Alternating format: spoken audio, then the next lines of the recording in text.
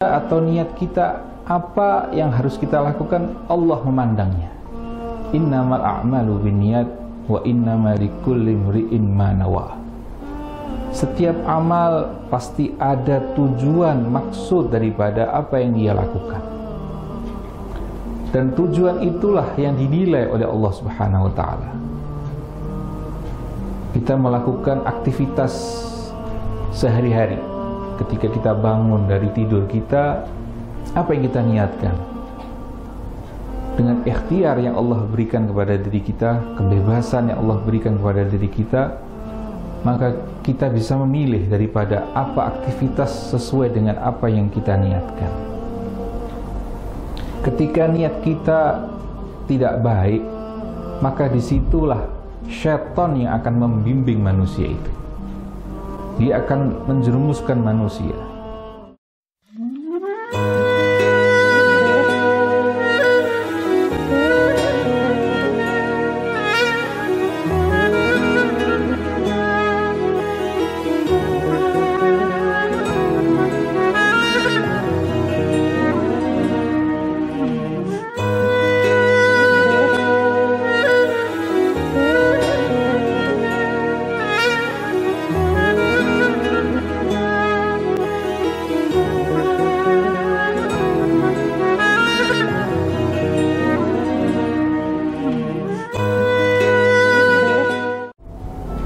Assalamualaikum warahmatullahi wabarakatuh.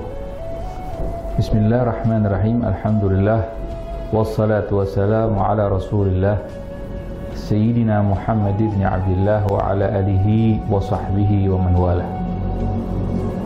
Sahabat Qalbun Salim rahimakumullah. Alhamdulillah, kita patut bersyukur kepada Allah Subhanahu wa taala yang telah menjadikan diri kita sebagai makhluk Allah, menjadi manusia, menjadi hamba Allah Subhanahu wa ta'ala, yang diberikan berbagai banyak karunia yang Allah berikan, sehingga kita menjadi manusia fi ahsani taqwim, sebaik-baik daripada ciptaan Allah Subhanahu wa ta'ala. Ini menjadikan satu tugas penting bagi kita, bahwa kita mengemban amanah Allah Subhanahu wa ta'ala. Yang terutama di antara amanah yang diberikan kepada kita sebagai manusia adalah kita menjaga hati kita, karena Allah Subhanahu wa ta'ala memandang daripada hati kita masing-masing. Oleh karena itu, sebagai manusia yang memiliki hati sebagai pandangan Allah Subhanahu wa ta'ala, kita harus senantiasa menjaganya untuk menjadi hati yang salim, menjadi hati yang selamat. Kali ini kita akan mengkaji atau membahas sedikit mengenai daripada niat, yang mana itu sebagai tujuan hidup manusia, dan pastinya itu adalah kembalinya kepada hati kita masing-masing.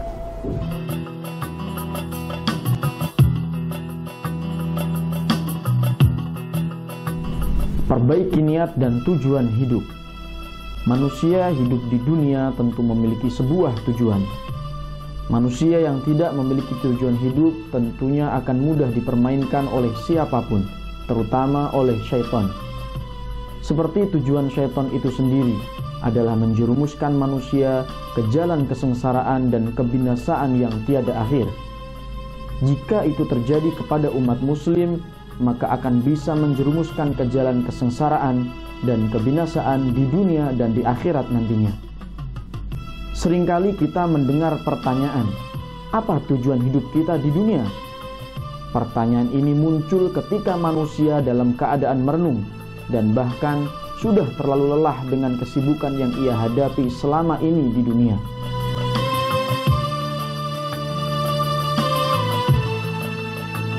Manusia diciptakan oleh Allah Subhanahu wa ta'ala untuk mengemban amanah dan menjalankan tugasnya sebagai khalifah di muka bumi.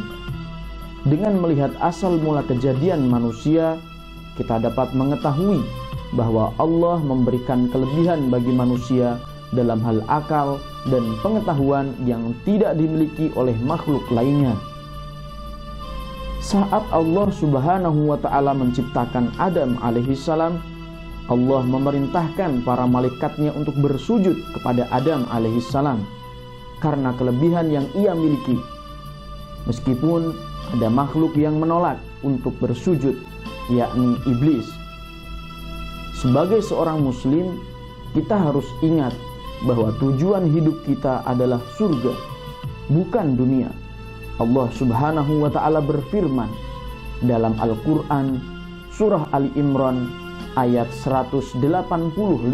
Kullu nafsin dha'iqatul maut wa innama tuwaffawna ujurakum yawmal qiyamah faman zuhziha 'anil nari wa udkhilal jannata faqad faz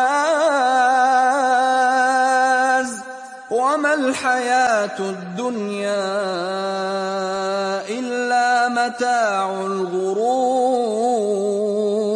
Tiap-tiap yang berjiwa akan merasakan mati, dan sesungguhnya pada hari kiamat sajalah disempurnakan pahalamu.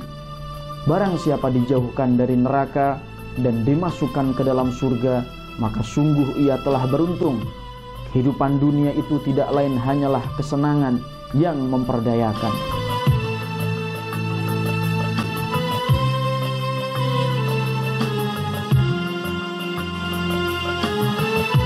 Satu, menyembah Allah. Adapun tujuan hidup manusia yang paling utama adalah untuk menyembah dan beribadah kepada Allah Subhanahu wa ta'ala. Sebagai hamba Allah, manusia wajib menjalankan segala perintah dan menjauhi segala larangannya. Manusia juga harus menjadikan rukun iman dan rukun Islam sebagai pedoman hidupnya. Berikut ini adalah ayat yang menyebutkan kewajiban manusia untuk beribadah kepada Allah Subhanahu wa ta'ala. وَمَا خَلَقْتُ الْجِنَّ وَالْإِنسَ إِلَّا لِيَعْبُدُونَ. Dan aku tidak menciptakan jin dan manusia, melainkan supaya mereka mengabdi kepadaku. Al-Quran Surat Az-Zariyat ayat 56.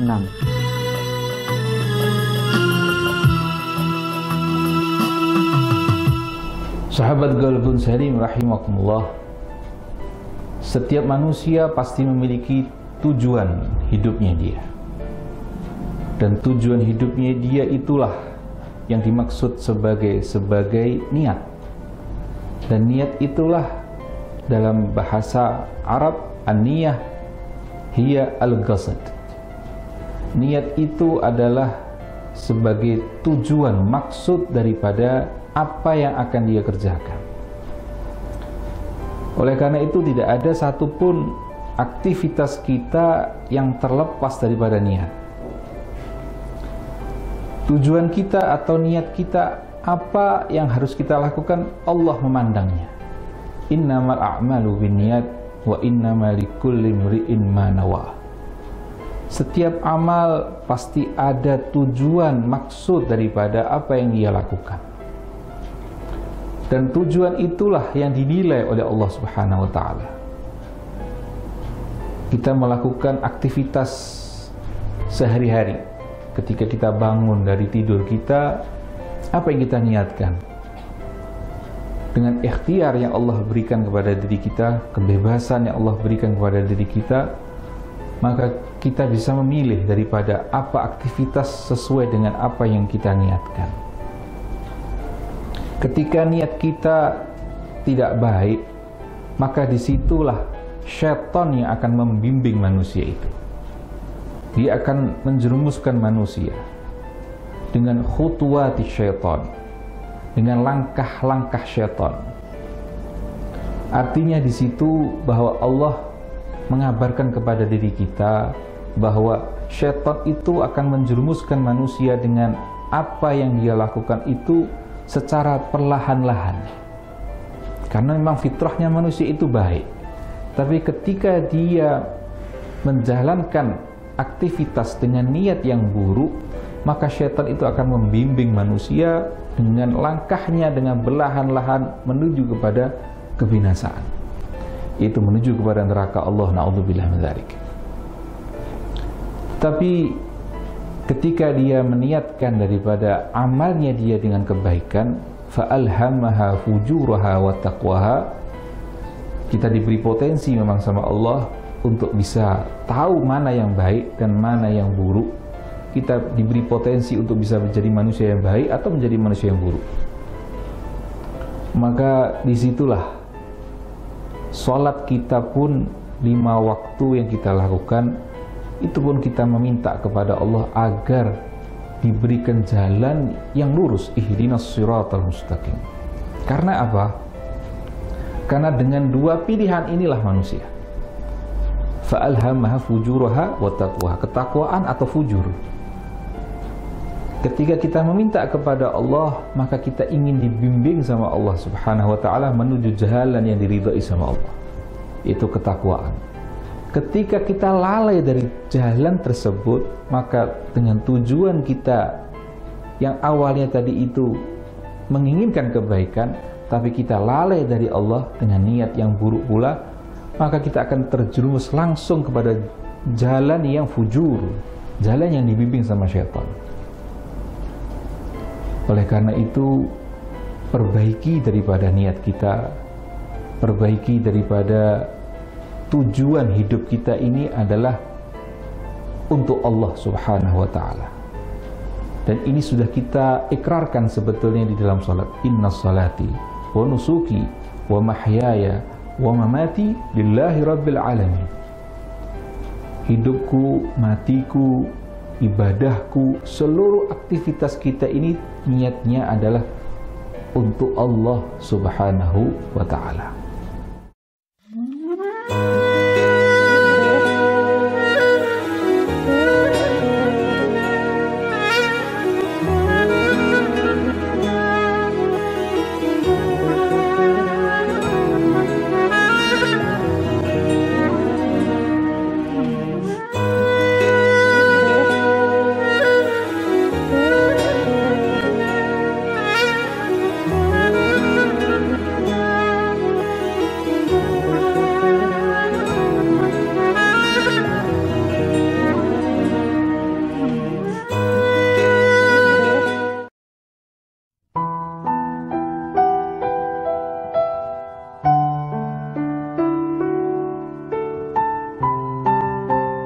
Adapun ibadah yang dapat dilaksanakan oleh manusia untuk memenuhi tugasnya sebagai hamba Allah dapat bersifat umum maupun khusus.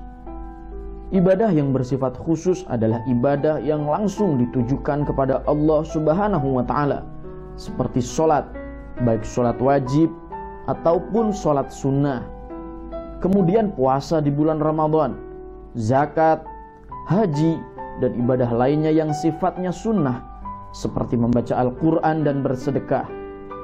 Adapun ibadah yang dilakukan secara umum adalah ibadah yang kaitannya dengan hubungan manusia dengan sesamanya, seperti menyambung tali silaturahmi dan tolong menolong antar sesama, sebagaimana yang disebutkan dalam firman Allah Subhanahu wa ta'ala, bahwa manusia diciptakan sebagai makhluk sosial.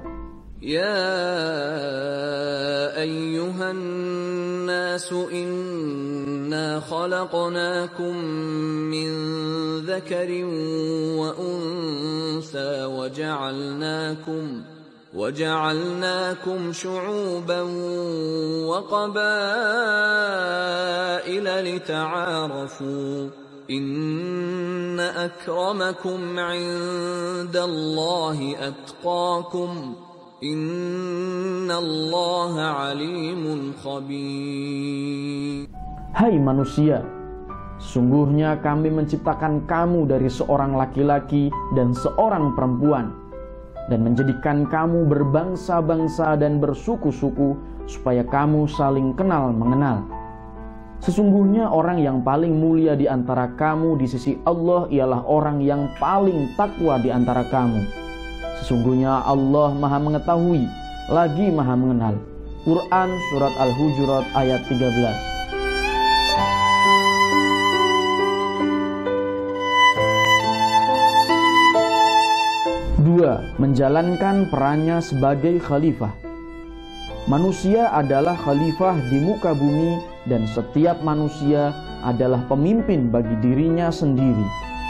Istilah khalifah di sini adalah pemimpin, di mana manusia bertanggung jawab menjaga keberlangsungan hidupnya dan alam sekitarnya. Sebagai makhluk yang dikaruniai akal, maka manusia memiliki kewajiban untuk mengelola sumber daya alam dan menjaga kelestariannya. Tidak hanya itu, manusia juga berkewajiban untuk menjaga dirinya sendiri dari perilaku yang tidak baik, karena setiap perlakuan atau perbuatan manusia di dunia kelak akan dimintai pertanggungjawabannya, sesuai dengan firman Allah Subhanahu wa Ta'ala dalam Al-Quran Surat Al-Baqarah ayat 30. وَإِذْ قَالَ رَبُّكَ لِلْمَلَائِكَةِ إِنِّي جَاعِلٌ فِي الْأَرْضِ خَلِيفَةً قَالُوا أَتَجْعَلُ فِيهَا مَن يُفْسِدُ فِيهَا وَيَسْفِكُ الدِّمَاءَ وَنَحْنُ نُسَبِّحُ بِحَمْدِكَ وَنُقَدِّسُ لَكَ قال إني أعلم ما لا تعلمون. Yang artinya, ingatlah ketika Tuhanmu berfirman kepada para malaikat, sesungguhnya aku hendak menjadikan seorang khalifah di muka bumi. Mereka berkata, mengapa engkau hendak menjadikan khalifah di bumi itu orang yang akan membuat kerusakan padanya dan menumpahkan darah? Padahal kami senantiasa bertasbih dengan memuji engkau dan mensucikan engkau. Allah berfirman, sesungguhnya aku mengetahui apa yang tidak kamu ketahui.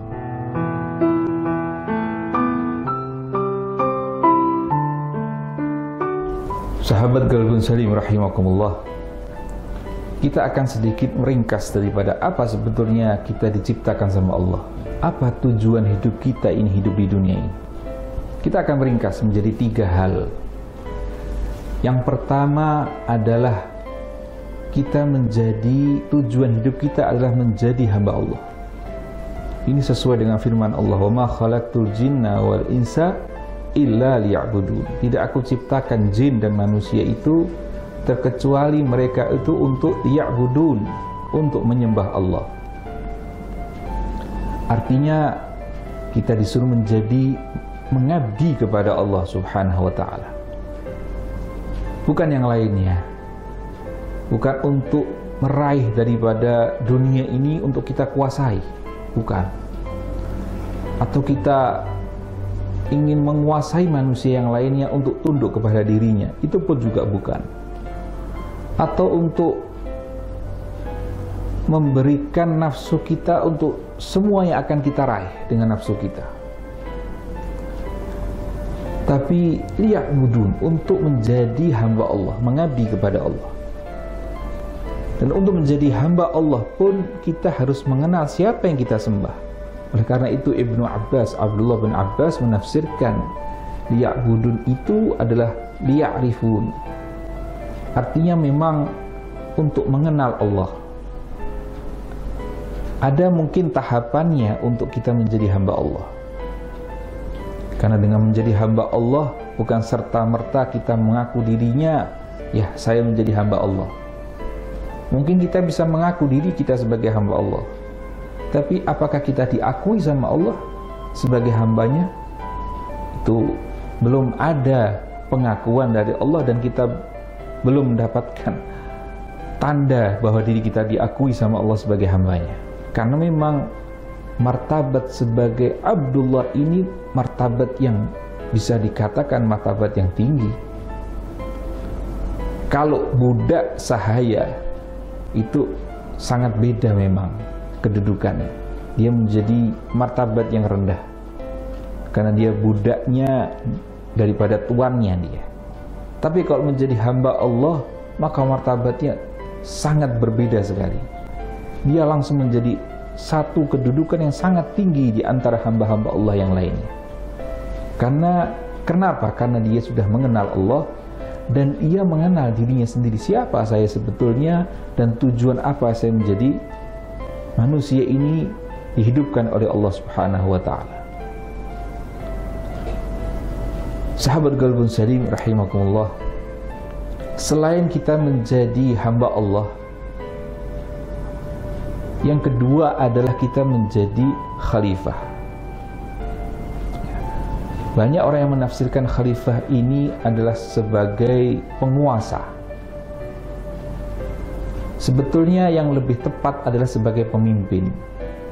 Dan pemimpin ini bukan ia menguasai, tapi pemimpin itu identik dengan dia mengayomi. Dia bisa memeliharanya.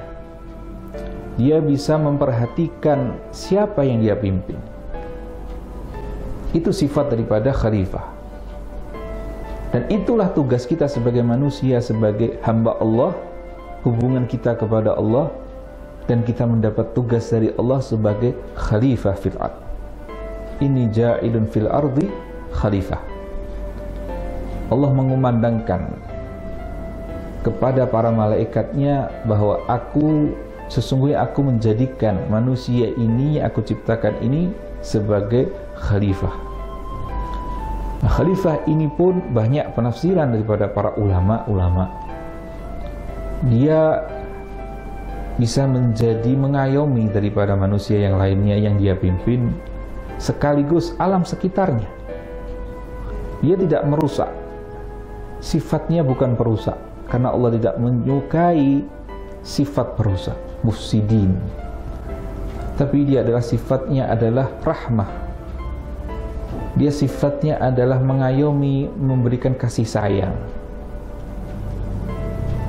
Ini cerminan yang ada di dalam diri Nabi SAW. Wa ma arsalnaka illa rahmatan lil alamin. Dan tidak aku utus engkau, wahai Nabi Muhammad, kata Allah, kecuali untuk menjadikan rahmat bagi alam semesta ini. Ini teladan bagi kita untuk kita tiru, bahwa inilah sosok khalifah yang Allah wujudkan dalam kehidupan bumi ini adalah Nabi Muhammad SAW. Kalau kita meneladani daripada Nabi SAW seluruh kehidupannya, kita lihat bahwa Nabi itu seolah-olah ingin menghidupkan daripada benda-benda yang dianggap manusia itu adalah benda-benda mati, tidak bernyawa. Tapi Nabi itu menghidupkan mereka dengan memberikan nama kepada benda-bendanya. Itu kita sudah mengenal daripada salah satunya adalah pedang Rasulullah itu disebut sebagai Dzulfiqar, ya. Dan juga peralatan-peralatan Rasulullah yang lainnya pun diberi nama satu persatu sama Rasulullah SAW, ingin menunjukkan bahwa seorang manusia itu ada hubungan yang harmonis kepada alam, kepada sekitarnya, kepada pohon, kepada gunung. Sehingga bahkan Nabi mengatakan kepada gunung Uhud itu, hadza jabalun yuhibbuna wa nuhibbuh. Ini gunung Uhud ini adalah dia gunung yang cinta kepada saya dan saya cinta kepada dirinya. Subhanallah. Rasulullah seolah-olah memberikan satu sifat, ada satu rasa yang dirasakan oleh sebuah jabal gunung yang kita tahu bahwa yang namanya gunung itu adalah benda mati, dia tidak bisa berbicara, tidak bisa bernafas. Tapi itulah memang sebagai seorang khalifah, beliau adalah manusia yang bisa memberikan rahmat kepada alam sekitarnya, bukan hanya kepada manusia, bukan kepada musuhnya, tapi kepada benda mati pun Nabi SAW itu memberikan rahmat. Artinya ada interaksi yang sangat hebat kepada diri Nabi SAW. Sahabat Qalbun Salim rahimakumullah. Oleh karena itu, kalau kita mencerminkan sifat-sifat Nabi, maka kita menjadi manusia yang luar biasa supernya. Kita bisa berinteraksi kepada siapapun, sehingga tidak ada sifat daripada manusia itu yang merusak. Inilah kesalahan manusia ketika ia diberi khalifah tapi dia artikan sebagai penguasa. Nah, sifat penguasa itu adalah dia akan menguasai segalanya, dia akan mengeruk segalanya, dia akan menghabiskan apa yang dia kuasai. Bukan itu sifat sebagai seorang khalifah.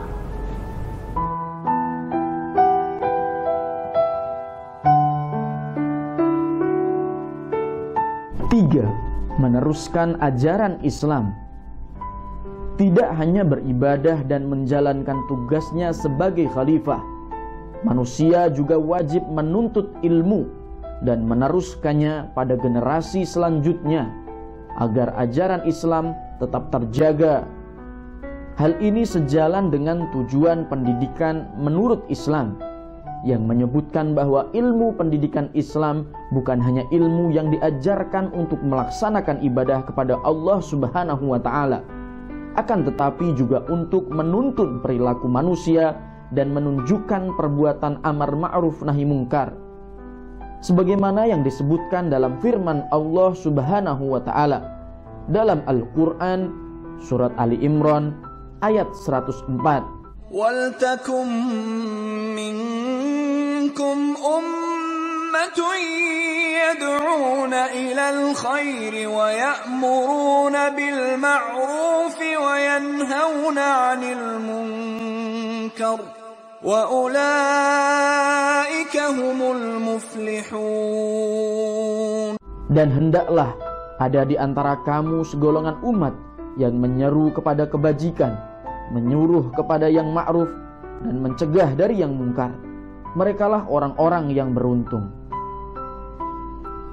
Manusia yang menjadikan dunia sebagai tujuan hidup biasanya lupa karena hanya menempatkan tujuan, harapan, dan cita-cita hidupnya hanya terfokus di dunia saja. Sehingga manusia akan lupa bahwasanya setelah kehidupan di dunia ini akan ada kehidupan akhirat yang kekal. Sesungguhnya tujuan hidup kita hanyalah untuk Allah semata, yaitu dengan menyembah dan beribadah kepada Allah dengan menjalankan segala perintahnya dan menjauhi apa yang dilarangnya. Kita hidup untuk Allah, menjalankan aktivitas kita untuk Allah, mencari ilmu untuk Allah, dan mati untuk Allah Subhanahu wa Ta'ala. Hidup adalah ujian untuk menentukan hidup kita di akhirat nantinya, agar kita bisa hidup selamat di dunia dan akhirat. Maka harus menjadikan Allah Subhanahu wa Ta'ala sebagai alasan dan cita-cita kita dalam hidup. Rasulullah Shallallahu Alaihi Wasallam bersabda dari Sayyidina Zaid bin Thabit radhiyallahu anhu, ia mendengar Rasulullah Shallallahu Alaihi Wasallam bersabda, barang siapa tujuan hidupnya adalah dunia, maka Allah akan mencerai beraikan urusannya, menjadikan kefakiran di kedua pelupuk matanya, dan ia tidak mendapatkan dunia kecuali menurut ketentuan yang telah ditetapkan baginya. Barang siapa yang niat tujuan hidupnya adalah negeri akhirat, Allah akan mengumpulkan urusannya, menjadikan kekayaan di hatinya, dan dunia akan mendatanginya dalam keadaan hina. Hadis riwayat Imam Ahmad.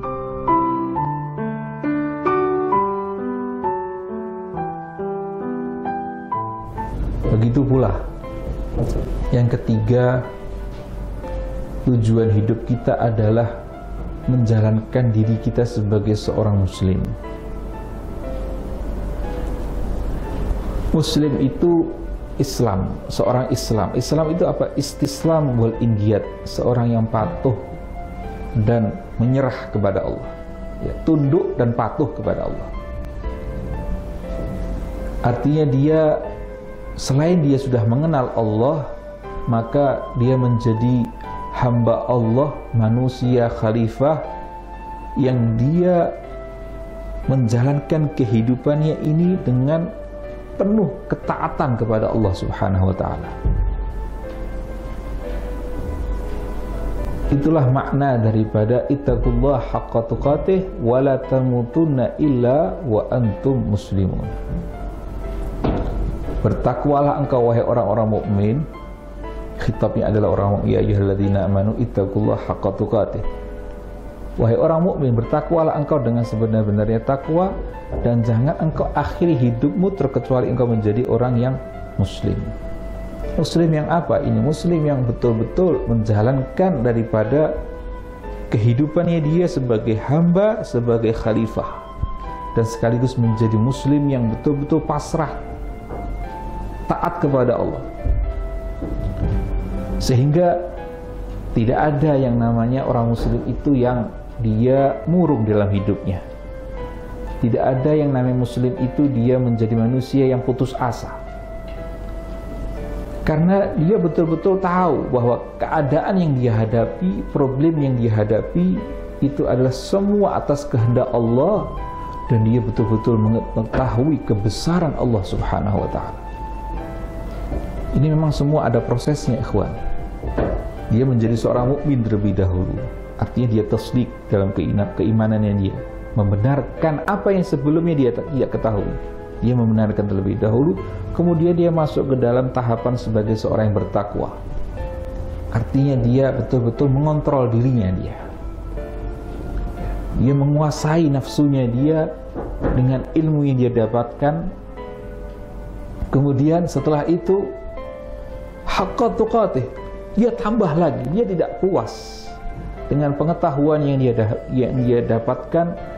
Dia dalamkan lagi pengetahuannya dia, sehingga ia betul-betul mengenal siapa ini kehidupan, apa itu materi, apa itu dirinya, sehingga dia tahu, oh ternyata Allah dibalik semua ini, dialah zat yang segala-galanya. Setelah itu apa yang terjadi? Maka dia menjadi manusia yang betul-betul tidak ada daya dan upaya begitu. Sesungguhnya saya tidak memiliki daya dan upaya, ya Allah. Semua peristiwa keadaan ini ternyata Engkau yang menjalankannya. Ini memang tidak semudah atau sesederhana yang kita ucapkan. Tapi ini hanya bisa dirasakan bagi orang-orang yang sudah memasuki maqam sebagai seorang yang sudah betul-betul mengenal Allah Subhanahu wa Ta'ala. Maka ia menjadi seorang muslim yang benar-benar pasrah, tunduk, takluk di hadapan Allah Subhanahu wa Ta'ala. Inilah ikhwani rahimakumullah, sahabat qalbun salim, sebagai manusia kita bisa menjalankan 3 tahapan ini, yaitu sebagai hamba Allah, dan ia juga sebagai pemimpin yang mengayomi, pemimpin bagi tubuhnya, pemimpin bagi keluarganya, pemimpin bagi masyarakatnya, pemimpin bagi negaranya. Yang ketiga adalah dia menjadi manusia yang betul-betul tunduk, pasrah, dan takwa kepada Allah sebagai seorang muslim. Semoga ini menjadi satu renungan bagi kita, dan kita insya Allah bisa menjalankan kehidupan ini dalam keridhaan Allah Subhanahu wa Ta'ala. Wabillahi taufiq wal hidayah. Wassalamualaikum warahmatullahi wabarakatuh.